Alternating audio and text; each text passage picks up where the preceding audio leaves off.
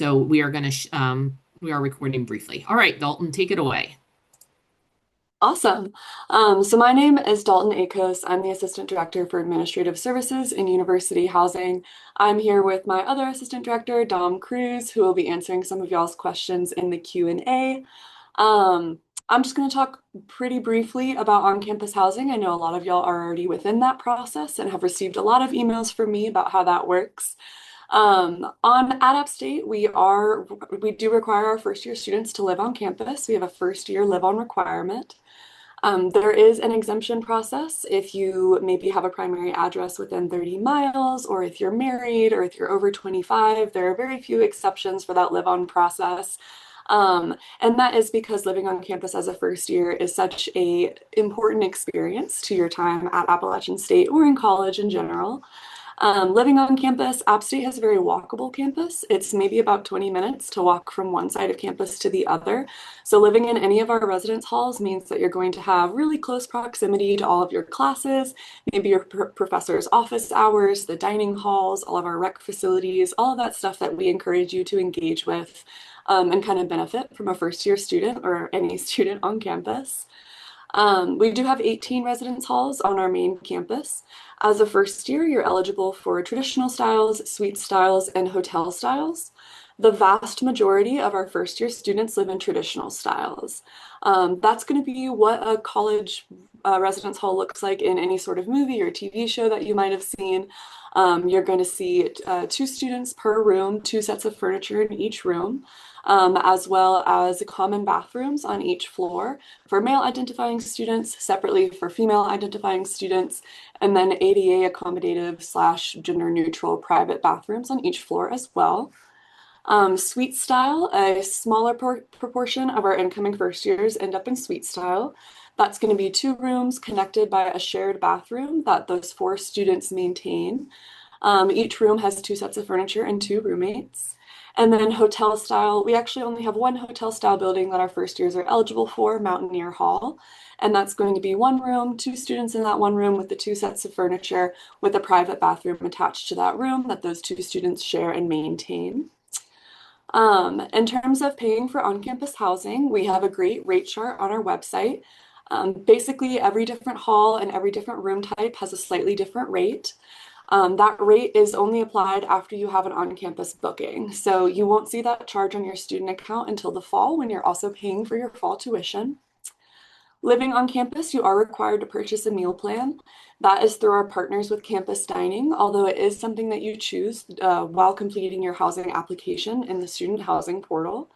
If you have already chosen a meal plan and you think you'd maybe like to kind of pivot to another meal plan option, Campus Dining has a great resource on their website where you can fill out a request form to change that meal plan prior to the academic year. So Campus Dining website definitely something to check out. And I'm glad we've already talked about university parking and transportation because we get those questions a lot too. So checking out both of their websites before you come to campus. Living in the residence hall is also super important for us for our first years, especially because you have that 24/7 access to our residence life staff. Who you're going to be interacting with mostly will be your resident assistant, which is an older student who is trained in kind of student support resources, there to answer any questions that you might have or connect you to resources elsewhere on campus. They are on call from 5 p.m. to 8 a.m. So if something happens in the middle of the night and you need help, your RA is going to be there to help you. They have the ability to call up to all sorts of professional staff on call as well, whether that's housing leadership, a graduate student, our on-call support services like our facilities or maintenance teams.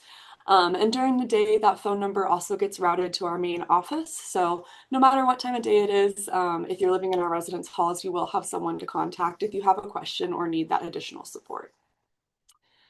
I know it says residential learning communities on this slide. We actually have passed the deadline for applying for our RLCs. Those are great programs that I highly encourage you to investigate for maybe your next year at App State. But I don't think I'm going to get into that right now if you want to switch over, Kim. Thank you. So this is our housing application timeline. Again, most of y'all have likely already applied for on-campus housing. That application for our incoming first year and incoming transfer students opened on February 1st. Our transfer students, our incoming transfer students, they do most of their process in March, roommate groups and room selection, because we tend to fill up our transfer community pretty quickly.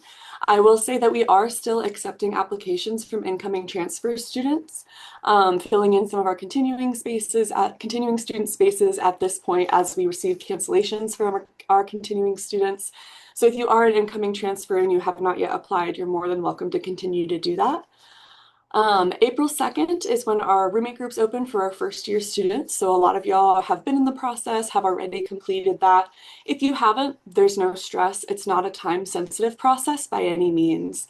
You're able to create a roommate group, delete a roommate group, go back and create a new one, kind of however you want to engage with that, as long as you do it before room selection opens. If you happen to be part of a location-based community, so if you're a member of the Watauga Residential College, an honors college, or an RLC, you are expected generally to live with someone who belongs to that community. So you'd want to be making roommate groups with those folks, and we'd auto-allocate you to where those communities live on campus at the end of May. But for all of our first years that are not in a location-based community, you are welcome to create a roommate group anytime before the beginning of June, because the month of June is when room selection happens. So as long as you apply for housing before our priority application deadline on May 31st, you're able to participate in room selection.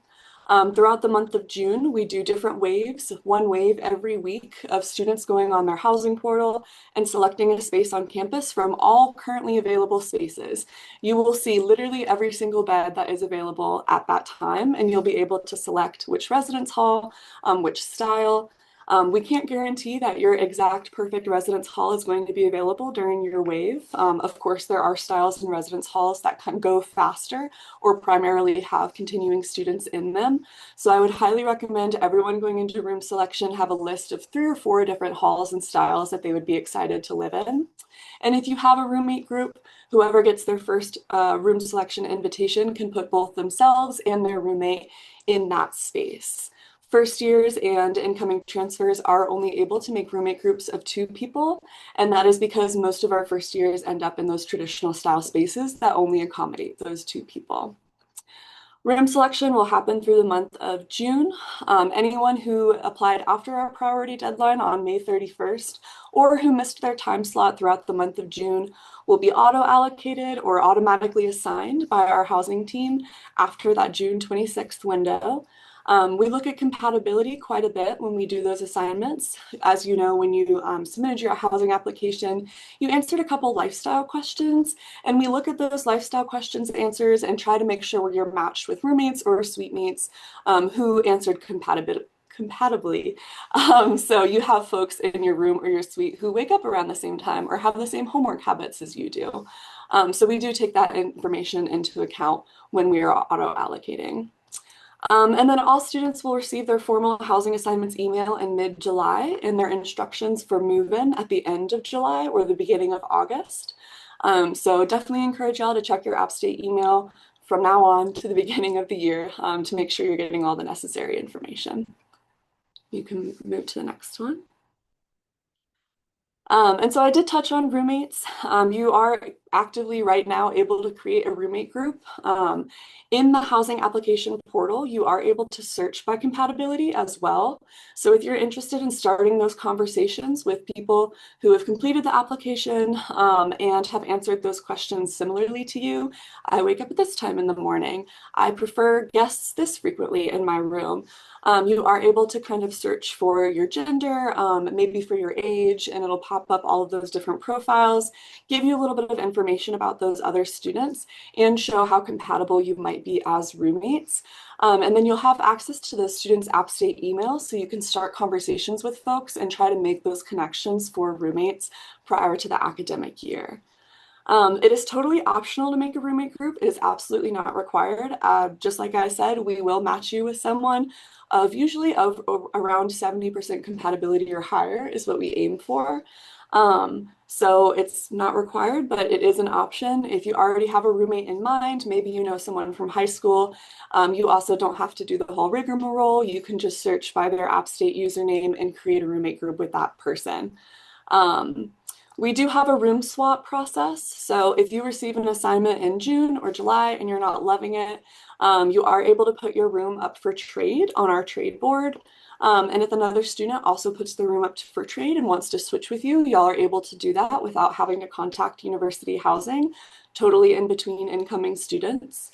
And then about 3 weeks into the academic year, we do facilitate room changes. So if things truly aren't working out with your roommate, at that point, you are able to pursue a room change through university housing. Although we do a lot on the front end to try to make sure that you build up those expectations and boundaries with your roommates ahead of time. One example of that is you will fill out a roommate agreement with your roommate and or suite mates to kind of set those boundaries and expectations about like cleaning and sharing space and all of those things we have found to be important for housing. I think that is all that I have for now. Thank you, Dalton. I'm going to just touch briefly on our off-campus housing because transfer students are not required to live on campus if they've been out of high school for a year or more. So we do find some transfer students that